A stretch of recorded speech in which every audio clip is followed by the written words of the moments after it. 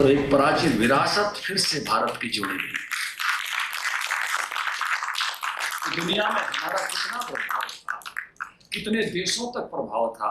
किसी को नहीं जसता हो तो अभी भी बाली जाके देखो, कोरियन भाषा में तमिल भाषा के 500 वर्ड है। अभी भी विवाह शादी के रिश्ते थे।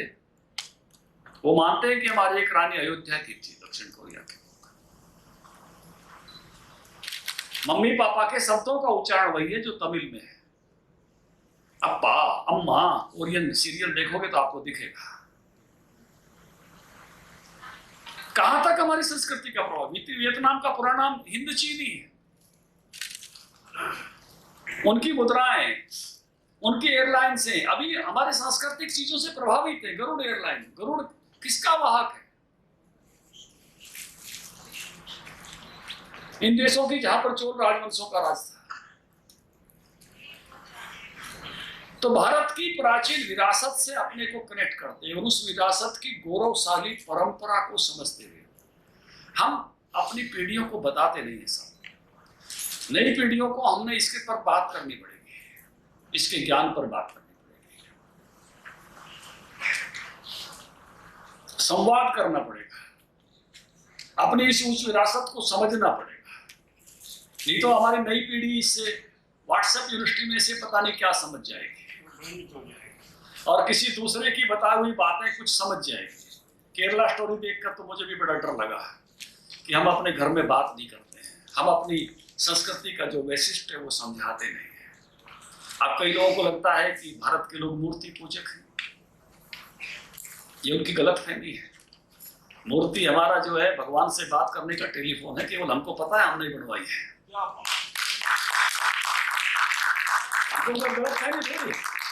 हमने बनवाई, हमने रखी है। ये मेरा टेलीफोन है, इससे मैं बात करता हूँ, चाहता हूँ जिससे। ये आकार में है, बात निराकार में से जाती है। जो ही पूजा शुरू होती है मूर्ति खत्म हो जाती है। हम साकार से निराकार में पूछ जाते हैं। हमको पता है मूर्ति कुछ नहीं देगी, लेकिन इस मूर्ति के माध्यम से जिस ईश्वर को मैं बात कर रहा हूं वो जरूर देगा। हम सबको पता, लेकिन कई आदमी ये सोच के हमारे निराकार को समझ नहीं पाते। और हम केवल उसमें नहीं है, हम जहां आकार की इतनी बात करते हैं वहां कबीर जैसे लोग प्योर निराकार की बात भी करते हैं, नानक जैसे लोग प्योर निराकार की बात भी करते हैं। किसी को आकार से समझ में आ जाए तो उसको आकार पकड़ा दिया, कोई सीधा निराकार में बात करे तो ब्लूटूथ लगा के कर ले। क्या बात नाट फोन को भी।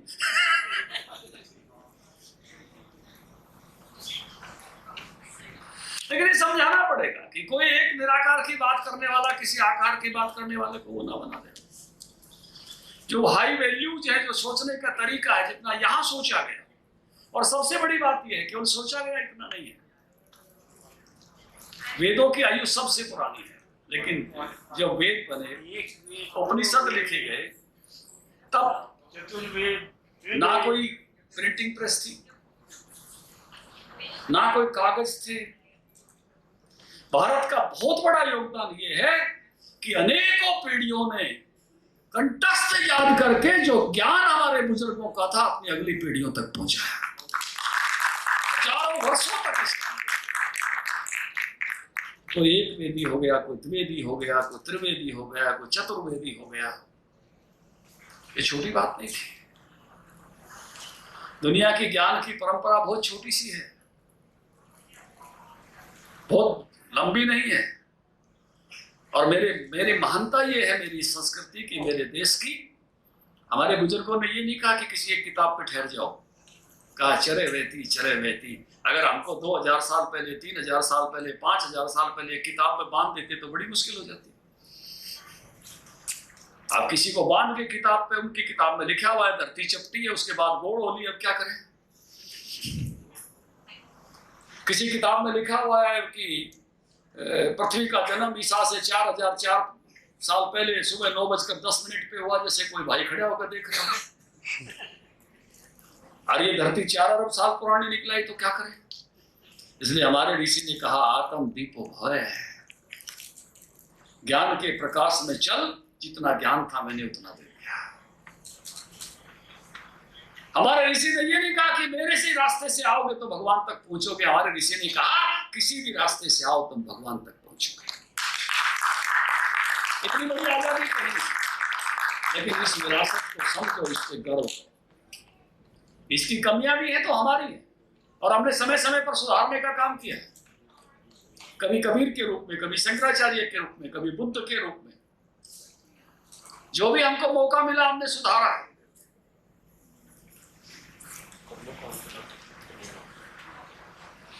मैं एक दिन बात कर रहा था हमारे अनुसूचित जाति वर्ग के भाइयों से कि आपको गर्व होगा बाबा साहब भीमराव अंबेडकर के काम पर, उनके योगदान पर, उन्होंने जो व्यवस्था की अनुसूचित जाति वर्ग के लोगों के जीवन में बदलाव आए उस पर, लेकिन गर्व उन पर भी करना, उस संविधान सभा पर भी करना जिन्होंने अंबेडकर की बात को स्वीकार किया।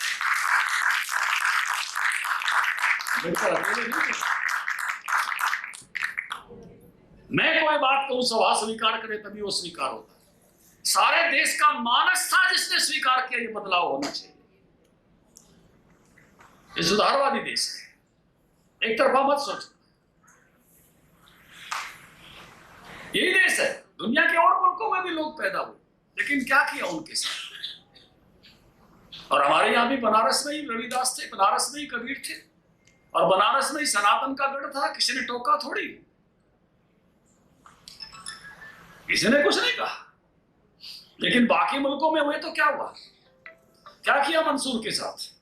आंखें निकाल ली, हाथ काट लिए, खाल उतार ली।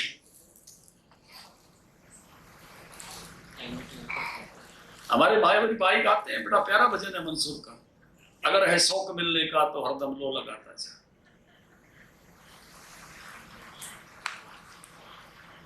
हम कबीर के नाम से गा देते हैं उसको, वो मंसूर का भजन है। ये बादली बड़ी गजब की है, देखो बादली आके पंचकुला में बरस रही है। बादली का जो पूरे देश में कविताएं सुनाते हैं, वो भी बादली का। और तैमूर लंग को जिसने घायल किया, जिसके कान से मरा, वो हरबीर कुड़िया भी बादली के। बड़ा गजब का कस्बा है, बहुत ऐतिहासिकता है, इसलिए बादली वालों को साधारण ना मानना। ये जब टूटते हैं तो इनके हौसले की कोई बराबरी नहीं। क्यों डॉक्टर साहब ठीक कह रहे होंगे? इनके हौसले की कोई बराबरी नहीं है। एक बात तो है, हरियाणा आगे का है, बस जरूरत यह है कि आगे को फोकस कर लो, फिर सफलता ही सफलता है। छोटी छोटी सी कोई गौरव की बात हो जाती तो हमने उसको कई सौ साल तक याद रखा। मुगलों का शासन की कहानी है कि नानक जी वहां चले गए और उनके यहाँ शासन होते थे, उनका यहाँ उस समय गौरव दिखता था। हमारे बाबा ने कहा कि पैर घुमा दे, उधर ही मक्का घूम गई। उस बात को भी हम कितने सालों से याद रखे हुए हैं, इसलिए कि उसमें हमारा गौरव है। विवेकानंद जी गए थे अमेरिका में, भाषण किया, पूरी दुनिया ने माना कि सबसे अच्छा भाषण इन्हीं का है। उस बात को भी हम कितने सालों से याद रखे हुए। छोटी छोटी कोई गौरव की बात कहीं भी दुनिया में होती थी, हमारे हिस्से में आती थी, उस गौरवशाली बातों को हम याद रखते थे, क्योंकि उस समय एक आध दिया चमचमाता था गौरव का। लेकिन आज इतने गौरवशाली पल हमारे पास हैं कि दुनिया के नेता हमारे नेता को बोझ करने लगे। ऑस्ट्रेलिया में देखा,